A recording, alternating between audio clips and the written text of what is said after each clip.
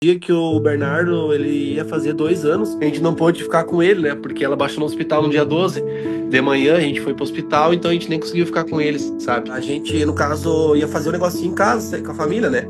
Tipo um bolinho, salgadinhos, pessoa mais próxima, né? Pra vir e tal. E a gente foi tranquilo, vamos fazer um exame, que era uma ressonância que a Jéssica ia fazer, né? Ela foi pra fazer uma ressonância e já acabou ficando no hospital, né? Eu creio que pra ele, assim, ele não entende nada, né?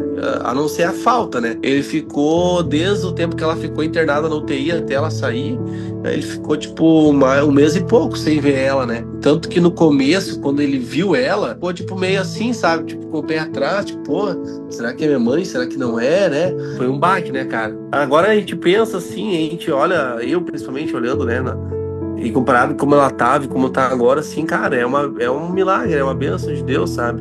Mas no começo, assim, cara, é punk, assim, pra aceitar, é bem louco, sabe?